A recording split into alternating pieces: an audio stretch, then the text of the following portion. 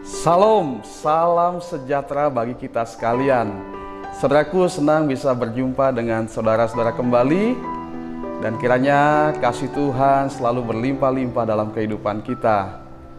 Saudara yang dikasih Tuhan, di tengah-tengah pandemi corona yang tidak kunjung berhenti ini, nampaknya tidak sedikit orang mulai mempertanyakan tentang Tuhan. Apakah Tuhan sudah berubah? Apakah kuasanya sudah berubah? Apakah kasihnya juga sudah berubah? Sehingga membiarkan virus ini berlalu sampai hari ini, membiarkan virus ini tetap ada bahkan berkembang sampai hari ini, menjadi momok bagi banyak orang, membuat situasi semakin sulit, ekonomi semakin sulit. Apakah Tuhan sudah berubah? Apakah kuasanya tidak bisa lagi menolong umat manusia, menolong orang percaya dalam keadaan-keadaan yang sulit seperti ini? Apakah kasihnya sudah tidak ada lagi? Saudaraku yang kasih Tuhan, hari ini kita bersama-sama akan merenungkan firman Tuhan yang terambil dari Injil Yohanes 21 ayat 1 sampai dengan ayat 14. Dalam firman ini dikisahkan bagaimana murid-murid, yaitu Simon Petrus dan teman-temannya, mereka pergi kembali menjala ikan seperti pekerjaan mereka sebelum berjumpa dengan Tuhan Yesus. Nampaknya dalam diri mereka juga mulai muncul keraguan. Setelah Tuhan Yesus mati di atas kayu salib dan sempat menampakkan diri berapa kali pada murid-murid ini, nampaknya murid-murid mulai melihat ada perubahan pada Tuhan Yesus. Tuhan Yesus mungkin dirasa tidak seperti Tuhan yang dulu, yang hangat, yang dekat, dan juga yang berkuasa, mengadakan mujizat-mujizat dan tanda-tanda. Apakah memang benar Tuhan sudah berubah? Apakah benar kuasanya dan kasihnya sudah berubah? Mari kita melihat beberapa hal dari kebenaran firman Tuhan ini. Sebagai Tuhan Yesus, ketika murid-murid pergi menangkap ikan, sepanjang malam mereka mencari ikan, namun tidak menemukan atau tidak mendapatkan satu ekor pun hingga pagi hari. Bahkan sampai mereka akan kembali ke pantai, mereka belum mendapatkan satu ekor ikan pun. Nah, sebagai kasih Tuhan Yesus, di saat situasi seperti ini, tiba-tiba ada seorang yang berseru-seru di pantai, menanyakan kepada mereka apakah mereka mempunyai lauk pauk, apakah mereka mendapatkan ikan. Dan mereka menjawab tidak ada. Dan pribadi ini kemudian berkata kepada murid-murid itu bahwa coba tebarkanlah jalamu di sebelah kanan, maka kamu akan mendapatkannya. Dan murid-murid kemudian menebarkan jala itu di sebelah kanan. Dan benar mereka mendapatkan ikan dalam jumlah yang sangat banyak. Nah, saudaraku yang kasih Tuhan, ketika murid yang dikasih Tuhan Yesus, yaitu Yohanes, melihat bahwa peristiwa itu terjadi dengan luar biasa, dan itu mirip dengan peristiwa yang pernah sebelumnya mereka alami ketika pertama kali berjumpa dengan Tuhan Yesus. Murid yang dikasih Tuhan Yesus ini langsung sadar bahwa itu adalah Tuhan Yesus. Dan ketika Petrus mendengar bahwa itu adalah Tuhan Yesus, dia langsung berpakaian dan turun ke dalam laut dan mencari Tuhan Yesus. Nah, di sini kita melihat ada kuasa Tuhan yang luar biasa terjadi di situ. Ada mujizat Tuhan yang terjadi di situ. Melalui kebenaran ini kita akan belajar beberapa hal saudara yang kasih Tuhan Yesus. Yang pertama adalah tentang kuasa Tuhan. Kuasa Tuhan tidak pernah berubah. Apa buktinya saudara yang kasih Tuhan Yesus? Yang pertama jelas kebangkitannya. Tuhan Yesus sudah mati di atas kayu salib dan dia memang benar-benar mati. Apa yang membuat kita yakin bahwa dia benar-benar mati? Ketika serdadu mengambil tombak dan menusuk lambungnya, itulah pembuktian bahwa ia benar-benar sudah mati. Ketika lambungnya ditikam, darah mengalir, air keluar, dan dia kehabisan darah tentunya. Dan itu memastikan bahwa seseorang sudah mati. Yesus benar-benar mati. Tapi yang luar biasa, sebagaimana firman-Nya sebelumnya, Pada hari yang ketiga dia akan bangkit. Dan ia bangkit dari antara kematian. Tuhan Yesus bangkit, mengalahkan maut. Dan ini tanda, ini bukti bahwa ia benar-benar berkuasa. Namun hal ini sepertinya masih meragukan bagi murid-murid. Tetapi ada hal lain lagi yang bisa menguatkan murid-murid, yang akhirnya menguatkan murid-murid bahwa Tuhan Yesus benar-benar berkuasa dan kuasanya tidak pernah berubah, yaitu peristiwa di mana mereka sepanjang malam tidak mendapat ikan.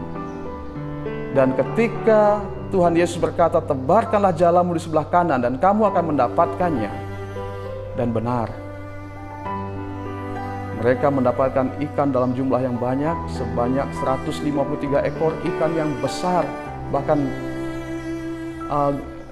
jala mereka pun luar biasa, tidak koyak mendapatkan ikan sebanyak itu. Itu semua adalah tanda bahwa Tuhan berkuasa. Jadi bukan saja dulu dia berkuasa ketika masih hidup, bukan saja dulu ketika dia pertama kali berjumpa murid-murid, tetapi sampai ia bangkit dari antara orang mati, dia tetap berkuasa. Setelah ia mengalami kematian, kuasanya tidak hilang. Kuasanya masih tetap ada. Dan bukan hanya sampai di situ saja. Sampai hari ini pun kuasanya tentu tidak berubah. Kuasanya tentu masih tetap ada. Dan ia sanggup menolong umatnya. Saudara yang kasih Tuhan Yesus, mungkin di antara kita ada yang mulai meragukan tentang kuasa Tuhan hari-hari ini. Apakah Tuhan masih bisa menolong kita?